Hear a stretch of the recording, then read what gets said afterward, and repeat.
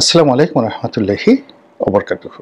সম্মানিত দর্শক, আমার আজকের এই ভিডিওটি মূলত সেনা প্রধান জনাব ওয়াকারুজ্জামান, জেনারেল ওয়াকারুজ্জামানকে উদ্দেশ্য করে। গত সেই জুলাই আগস্ট বিপ্লবের পর থেকে আজ অবধি জনাব ওয়াকারুজ্জামান যা কিছু করেছেন, যা কিছু বলেছেন, আমি কায়মন বাক্যে তা বিশ্বাস করেছি এবং তার প্রতি আমার অগাধ আস্থা এবং বিশ্বাস এটা এখনো অটুট রয়েছে। অনেক মানুষ দেখেন নানা রকম বিরূপ মন্তব্য করেছেন, যারা কন্টেন্ট ক্রিয়েট করেন। অনেকে থেকে বেইজ্জতি করে কথা বলার চেষ্টা করেছেন, কিন্তু রাষ্ট্র ক্ষমতার একটা শীর্ষ পর্যায় থেকে একজন সেনাপ্রধান বা একজন পুলিশ প্রধান কিংবা একজন মন্ত্রী, একজন এমপি, একজন প্রধানমন্ত্রী, তিনি আসলে কতটুকু করতে পারেন, এই বিষয়গুলো সম্পর্কে যেহেতু আমার একটু হলেও বাস্তব অভিজ্ঞতা রয়েছে, সেই কারণে আমি অনেকের উপর খুব আশাবাদ ব্যক্ত করি না। এক, দুই নম্বর হলো যে কাউকে সম্মান জানানোর ক্ষেত্রে বা কাউকে নিয়ে কটূক্তি করার ক্ষেত্রে আমি সতর্কতা অবলম্বন করি, যেন আমার কোনো কথা দ্বারা, কর্ম দ্বারা কোনো মানুষের পথে বাধা এবং বিঘ্ন তৈরি না হয়।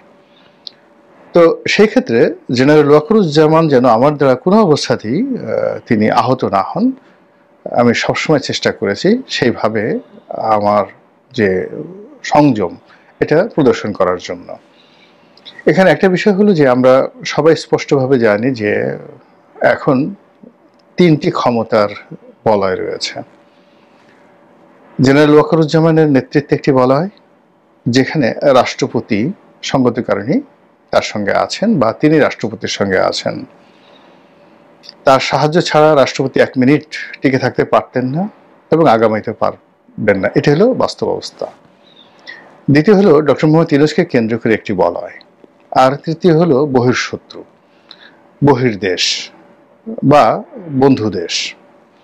আমাদের যারা শত্রু রয়েছে তারাও যেভাবে আমাদেরকে বিভিন্ন ক্ষমতার অ্যাঙ্গেল থেকে খোঁচাখুচি করার চেষ্টা করছেন, বন্ধুরাও একই অবস্থা।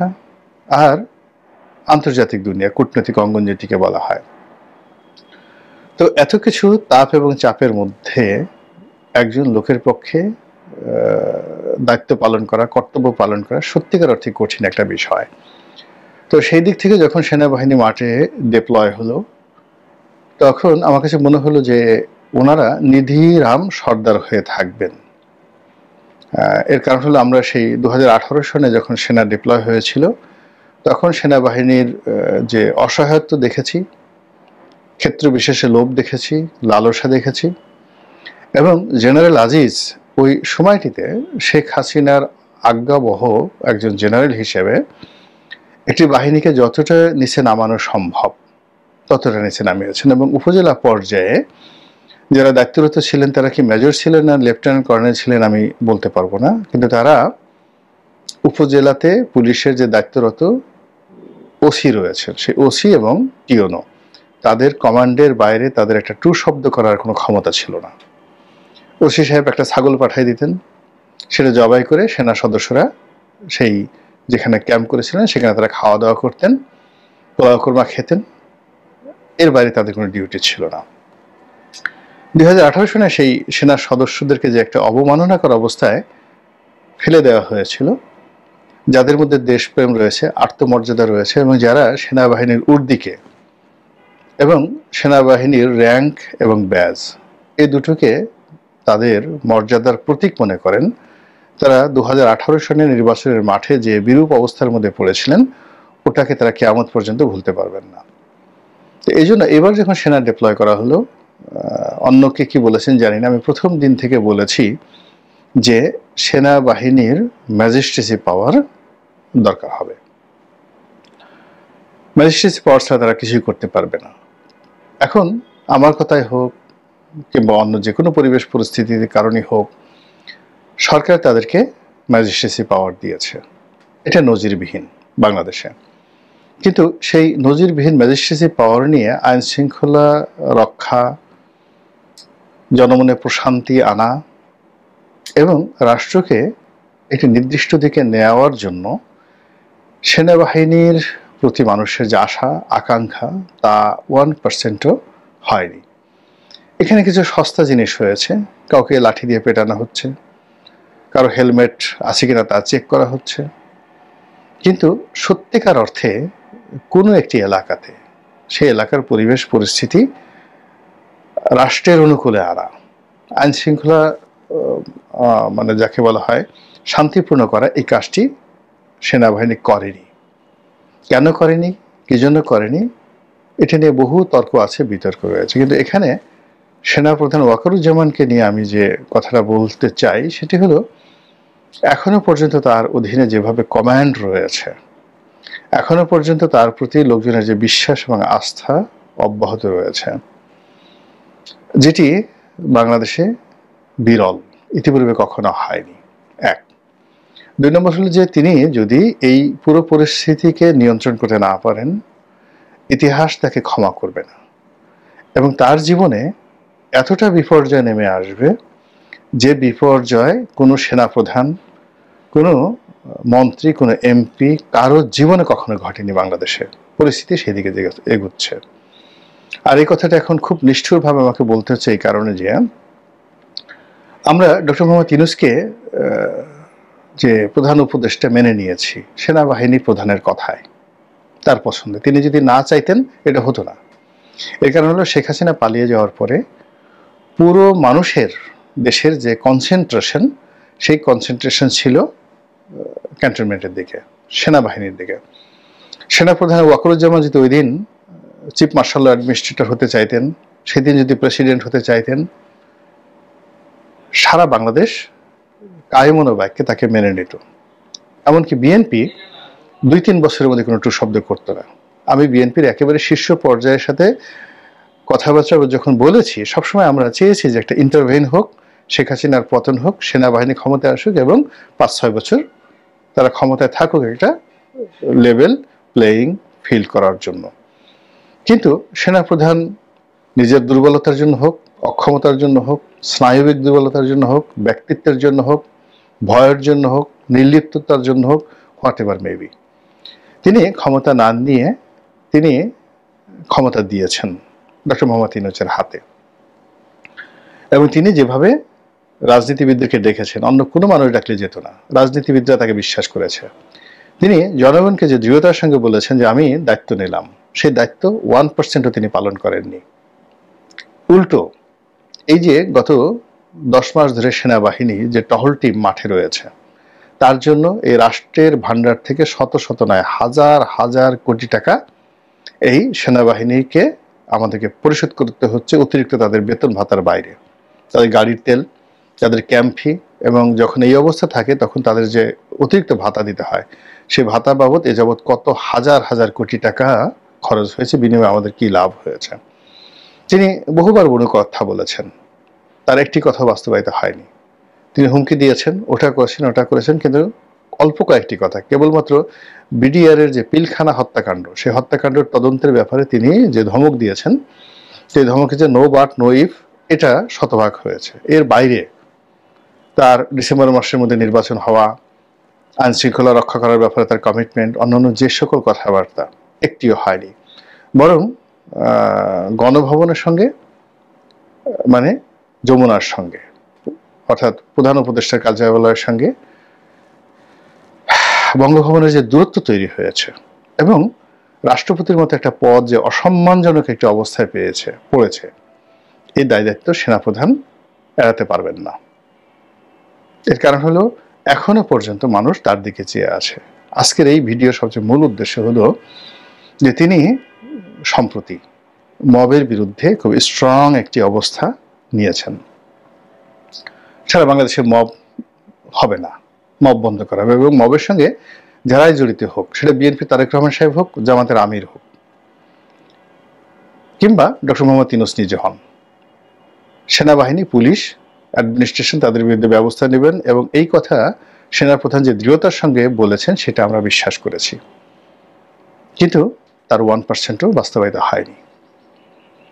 ইন্টারনেটে দেখেন কত পরিবারে যে সকল নোংরামি চলছে, স্বামী স্ত্রী তারা যেই যাকে বলা হয় স্বাভাবিক অবস্থাতে স্বামী স্ত্রী রয়েছে সেই রুমে মপ করে ঢুকে পড়ছে এবং উভয়কে উলঙ্গ অবস্থায় সেখানে তাদের ভিডিও ধারণ করছে।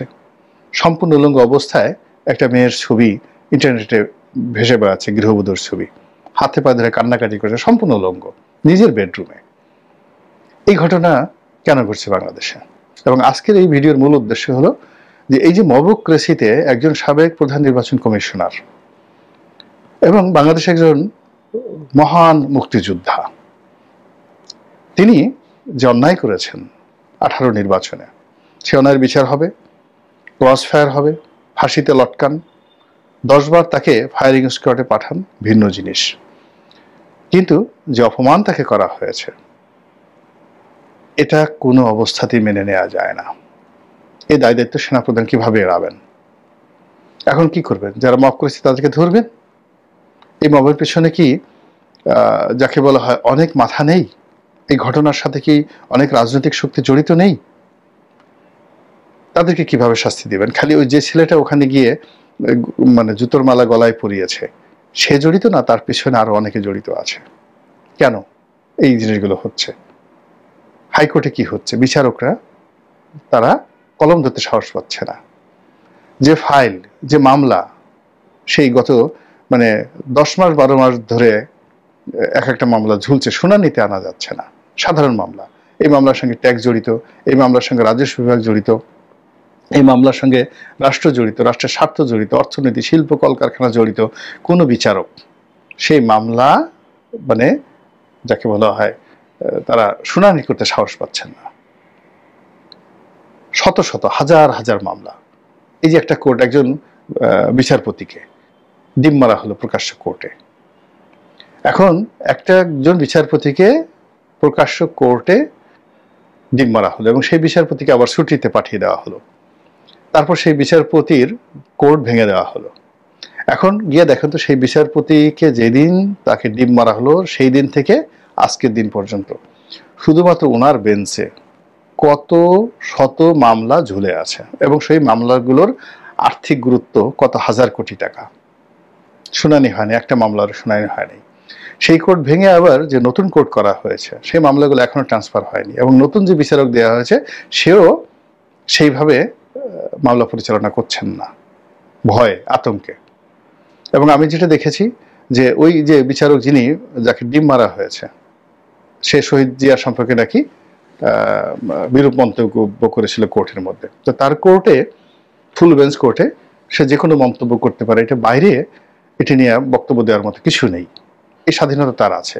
পার্লামেন্টে যে কোনো বক্তব্য, সেখানে শেখ হাসিনা নিয়ে, খালেদা জিয়াকে নিয়ে কত বাজে কথা হয়েছে, জিয়াউর রহমানকে নিয়ে কত বাজে কথা হয়েছে, পার্লামেন্টে ওইটা তার একটা স্বাধীনতা রয়েছে। তেমনি বিচারক তার রায়ে বা তার কোর্টে তার যে ফুল স্বাধীনতা দেয়া আছে যে কোনো কথা বলার, সেটা আইনগতভাবে মোকাবেলা করতে হবে, সেটা ডিম মেরে নয়। এই কাজ যারা করেছে কিচ্ছু হয়নি। ফলে কি হলো? যে বিচারক তিনি একজন প্রফেশনালি, আমি তাকে ব্যক্তিগতভাবে চিনি না, আমি তাকে শুনেছি তিনি প্রফেশনালি অনেস্ট, আমি তার নামও জানি না, অনেস্ট, এবং প্রতিদিন 80 থেকে 90টি মামলা তিনি নিষ্পত্তি করতেন। যেদিন ডিম খেয়েছেন তার পরের দিন থেকে ডেইলি 2টো করে মামলা তিনি নিষ্পত্তি করেছেন, নট মোর দেন 2। এইভাবে কয়েক মাস চলেছে। আর যত মামলাগুলো তার ওখানে ছিল সেগুলো দীর্ঘমেয়াদে ব্ল্যাকলিস্টেড হয়ে গেছে। এরপর তাকে 3 মাসের ছুটিতে পাঠিয়ে দেওয়া হয়েছে। এখন তার চাকরি আছে কি না আছে জানি না, তার যে বেঞ্চার ছিল সেটা ভেঙে দেওয়া হয়েছে। আমি জাস্ট একটা উদাহরণ দিলাম, এরকম হাজার হাজার ঘটনা ঘটেছে। এই দায় দায়িত্ব সেনাপ্রধান এড়াতে পারেন না। সর্বশেষ তিনি মবের বিরুদ্ধে যে কথা বলেছেন, সেই কথা বলার পরে এই যে সিসি নুরুল হুদা সাহেব পুরো দক্ষিণ অঞ্চলে তার মতো, তাকে বলা হয় টাইগার হুদা, তার মতো ওইরকম সাহসী বীর মুক্তিযোদ্ধা একজনও নাই দক্ষিণ অঞ্চলে।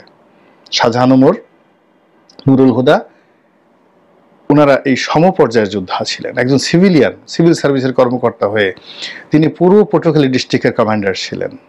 তার দ্বারা আমি সবচেয়ে বেশি ক্ষতিগ্রস্ত হয়েছি, তার দ্বারা, তার ভাগ্নে দ্বারা। তারপর আমি বলছি এই কাজটি করা একেবারে অনুচিত, এবং এই কাজটি হয়েছে, এই কাজের জন্য ডক্টর মোহাম্মদ ইউনূসকে জবাবদিহি করতে হবে আগামীতে। এই কাজের জন্য সেনাপ্রধানকে জবাবদিহি করতে হবে আগামীতে। এবং এখন এই সিইসির এই ঘটনার পর কোনো অবস্থাতেই আপনি শত সেনাপ্রধান তো দূরের কথা, আমেরিকার প্রেসিডেন্ট এসেও এই বর্তমান যিনি প্রধান নির্বাচন কমিশনার রয়েছেন তাকে মুভ করাতে পারবেন না। ফলে নির্বাচনের 12টা বেজে গেল। এই একটা কাজে পুরো নির্বাচন কমিশনের মধ্যে যে আতঙ্ক ছড়িয়ে পড়লো, এর ফলে কিসের ফেব্রুয়ারিতে নির্বাচন, যত সব কাজ কথাবার্তা, এই জিনিসগুলো আমাদের যে সম্মানিত সেনাপ্রধান তাকে বুঝতে হবে যে তিনি কি করে চলেছেন, তার প্রতি জনগণের বিশ্বাস কি, আস্থা কি। আজকে আমার মতো মানুষকে কেন এই কথা বলতে হলো?